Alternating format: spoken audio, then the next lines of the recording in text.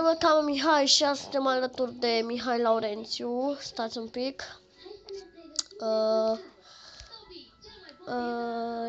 Stați un pic. Așteptați un pic. Asta mă copiază, mă. În fine.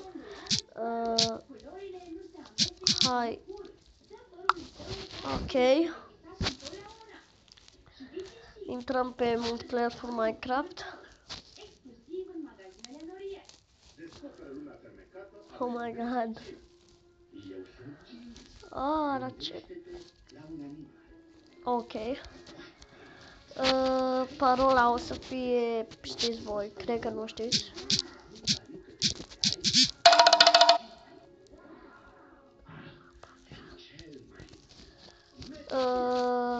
Da.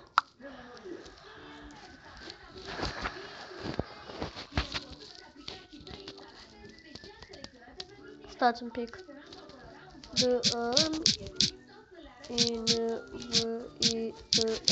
The invite.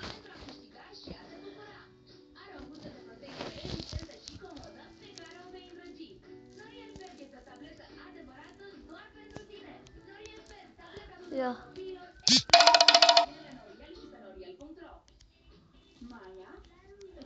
Bă, asta de ce nu face? Stați un pic. Fă bă și tu un server, hai!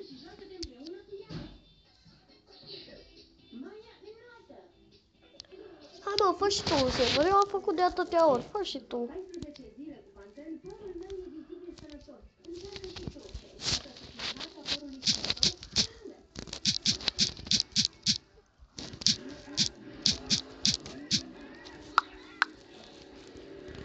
Ok.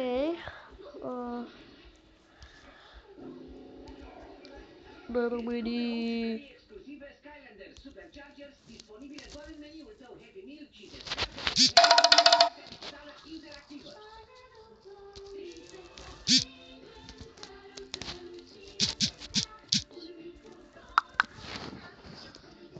Oh my god.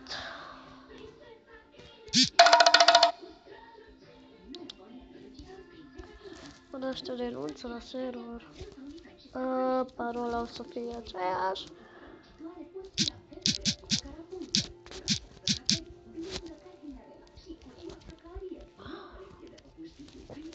Așteptați.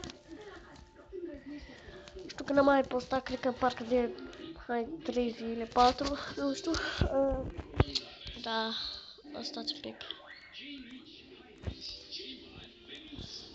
Stați.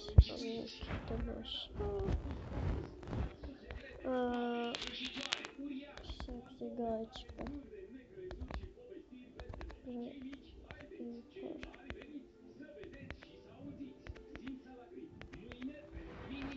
Băi, eu am zis, hai.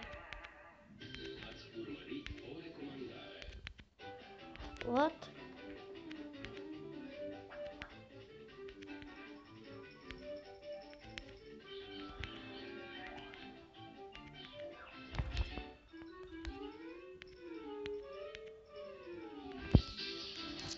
Ok.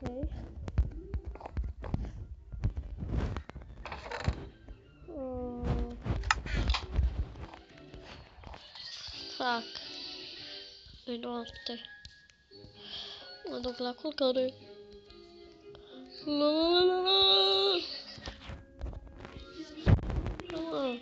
Nu-l găsesc. Dacă nu-l găsesc, mă.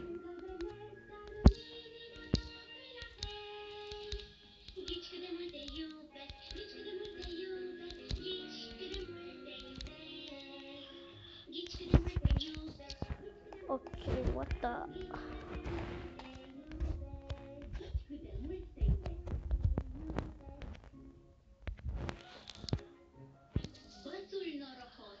Păi am făcut serverul ăsta, de ce nu mă e? De Multiplayer for Minecraft.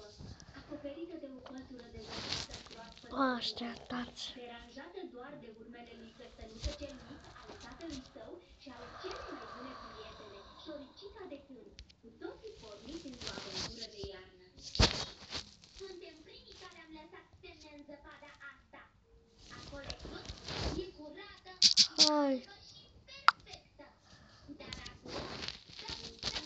Fa, de capul meu.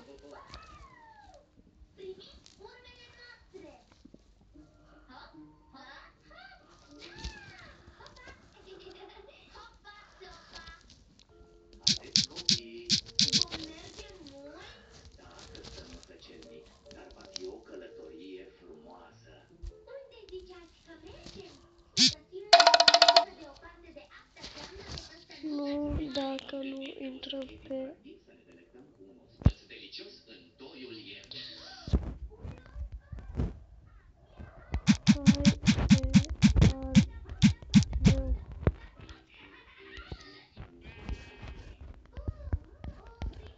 Ok, trebuie să-mi iau toporul. Ceva chiar mai bun. Nu, uite, unde-i toporul? Ok, îmi fac alt topor. Vezi cumva alte bețe în zăpadă, șoricică? Nu, exact. E primul bărbat care nu doarme. Mă aștepta pe tine. Stați. De asta-i norocos. Are un băț special, căstănuță cel mic. Chiar e. Asta primăvară și asta vară era sus, în copac. Era căsuța unei familii de păsări. Iar apoi, când ne-a vorbit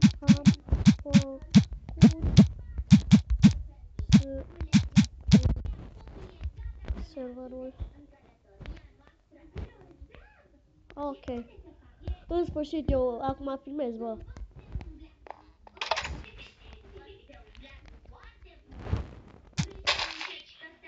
Ok, se pare că...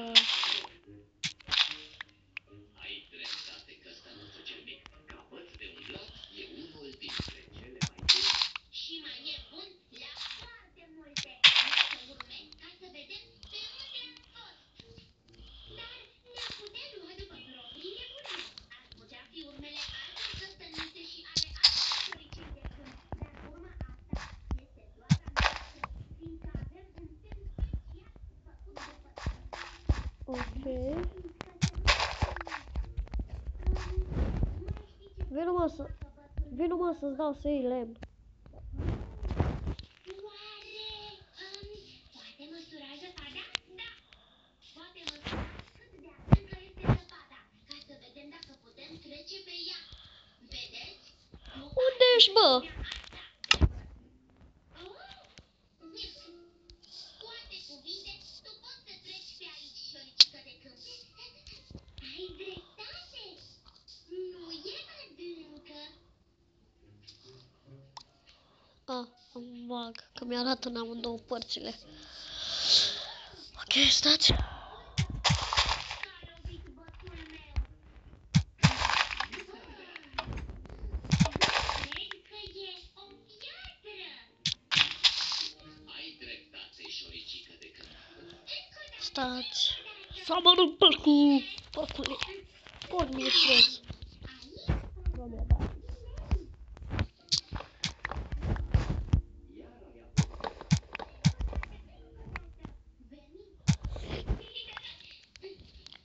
Aici parcă e pământ. Vrei să iei tu lemn?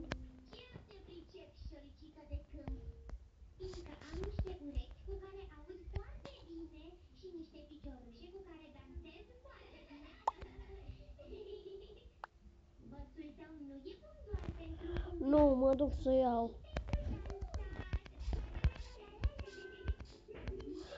Ai dreptate, șoricică de câmp. E un băț de dansat bun.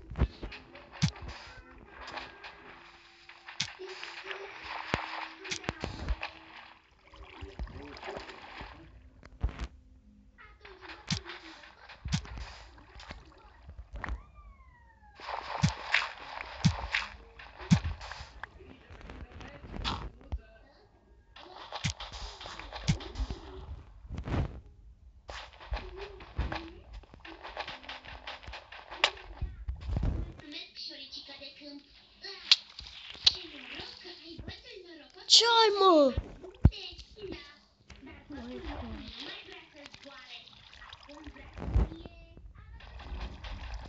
Să se spune că trebuie să merge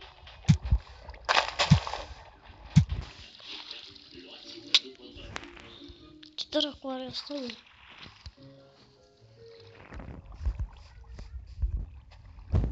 Ce?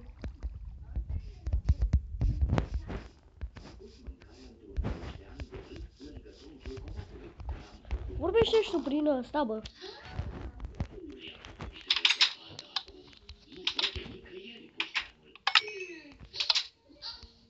Bățul meu norocos va găsi mâncarea.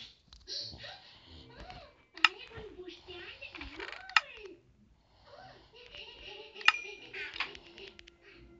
Priviți! Chiar e un buștean scopit! Ăsta e! Un festin de iarnă!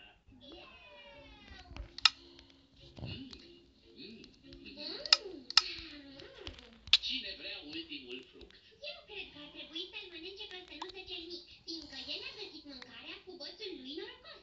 Nu, șuricica ar trebui să-l mănânce, fiindcă eu am deja parte de o bucurie, bățul meu norocos. Mulțumesc! Eu zic că ar trebui să mergem acasă. Dar a meritat călătoria, nu-i așa? Da!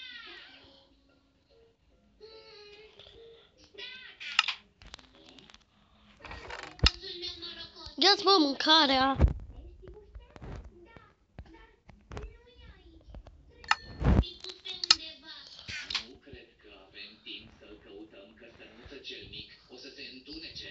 Dar trebuie să-l găsesc. E bățul meu norocos. O, bine, să-l căutăm.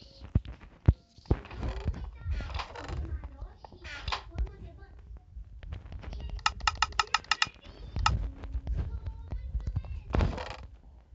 Să nu mai pleci niciodată.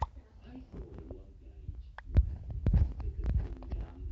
mai aflăm decât de unde am venit. Fraiere. Nu totuși trebuie să mai dai. Că-ți dau kick. Dar nu știu dacă ar trebui să o luăm de aici sau de acolo. Mi-aș dori să ne ajute bățul meu, dar e foarte obosit. Chiar ne ajută! Iată, semnul lăsat de el în zăpadă. Ai dreptate. E urma lăsată de noi mai devreme.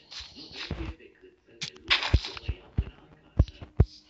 Cu ce să vorbesc, mă?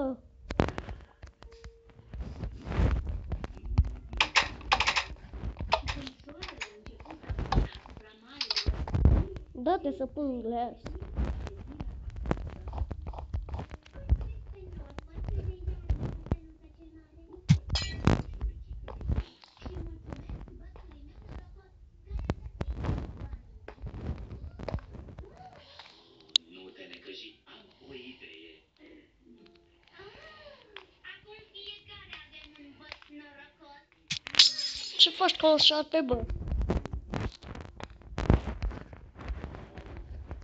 fi două căstănuțe și un șoricel de câmp într-o aventură. Bă, ăsta nu știe ce dracu face asta, mă? Căstănuță cel mic pe căstănuță cel mare. Atât de mult? Mult mai mult. Atât de mult. Mult, mult mai mult. Nu mai tot scrie S.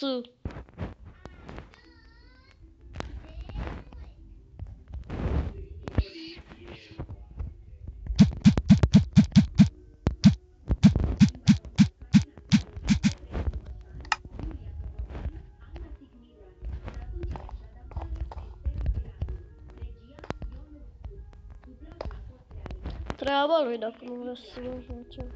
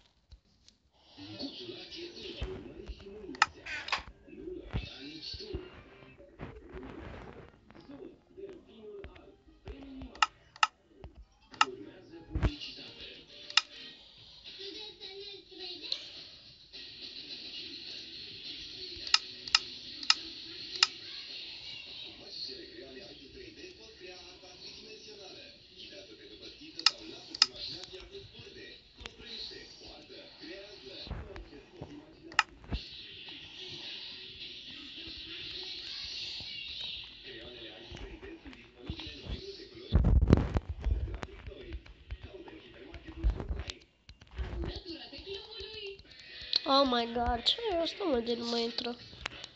Sau... fraier.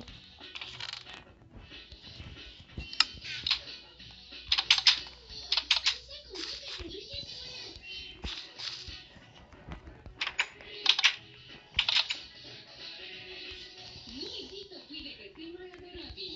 Acum călcători. Pisoi. Caută în hipermarket național. Pregătiți-vă! Noua serie Shopkins este aici. Noile jucării sunt adorabile. Cățeluși, petrișori și pisicuțe. Ok. Animalițe simpatice de ales. Sunteți pregătiți de petrecere? Lăsați Shopkins! Veți împărți și jucăriile de grădină. Proprio visit! În toată distracția! Shopkins îți face o parte cea. Doar de la Pisoi. Caută în hipermarketuri și online. Noile păpuși Disney pot fi accese Ok, lumea, cam atât cu acest episod. Ne vedem pe data viitoare la un alt episod. Nu uitați, dați-mi like, subscribe, share și comments. Deci, bye bye!